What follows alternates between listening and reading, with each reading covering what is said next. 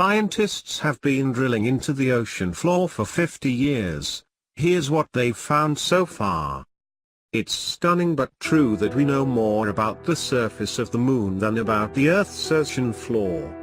Much of what we do know has come from scientific ocean drilling, the systematic collection of core samples from the deep sea bed. This revolutionary process began 50 years ago, when the drilling vessel Glomar Challenger sailed into the Gulf of Mexico on August 11, 1968 on the first expedition of the federally funded deep sea drilling project. I went on my first scientific ocean drilling expedition in 1980, and since then have participated in 6 more expeditions to locations including the far North Atlantic and Antarctica's Weddell Sea. In my lab, my students and I work with core samples from these expeditions. Each of these cores, which are cylinders 31 feet long and 3 inches wide, is like a book whose information is waiting to be translated into words. Holding a newly opened core, filled with rocks and sediment from the Earth's ocean floor, is like opening a rare treasure chest that records the passage of time in Earth's history.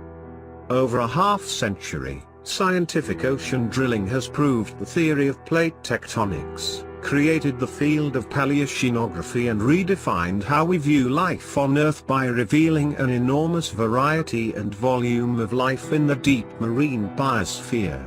And much more remains to be learned. Technological innovations.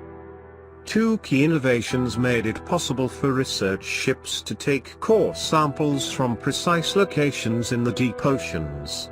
The first, known as dynamic positioning, enables a 471-foot ship to stay fixed in place while drilling and recovering cores, one on top of the next, often in over 12,000 feet of water.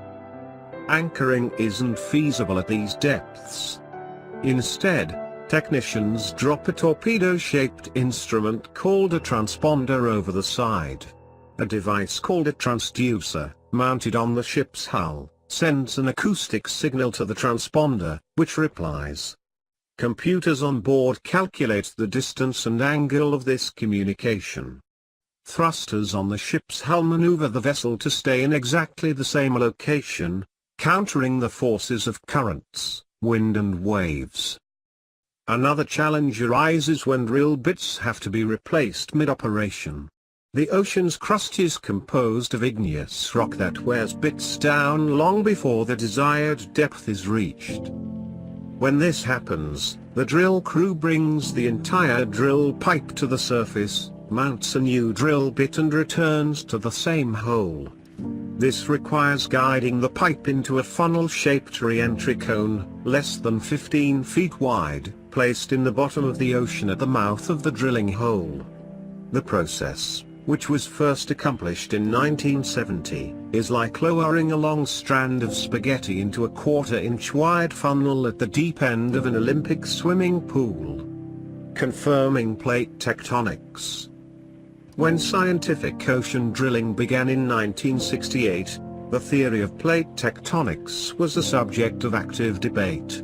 One key idea was that new ocean crust was created at ridges in the seafloor, where oceanic plates moved away from each other and magma from Earth's interior welled up between them.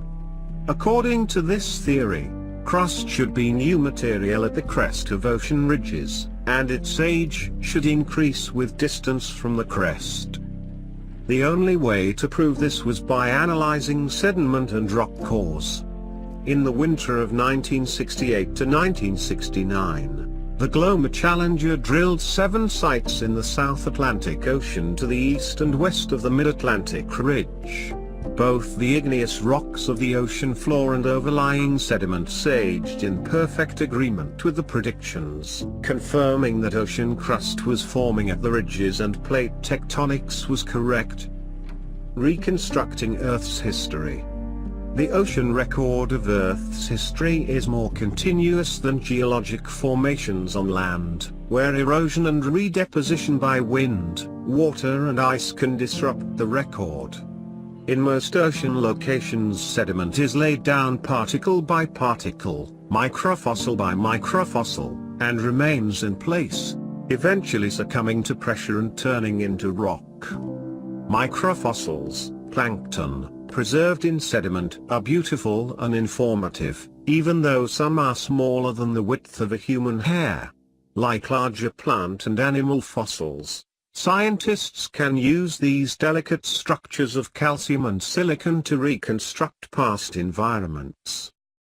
Thanks to scientific ocean drilling, we know that after an asteroid strike killed all non-avian dinosaurs 66 million years ago, new life colonized the crater rim within years, and within 30,000 years a full ecosystem was thriving.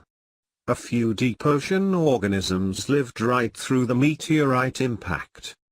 Ocean drilling has also shown that 10 million years later, a massive discharge of carbon, probably from extensive volcanic activity and methane released from melting methane hydrates, caused an abrupt, intense warming event, or hypothermal, called the Paleocene-Eocene thermal maximum. During this episode, even the Arctic reached over 73 degrees Fahrenheit.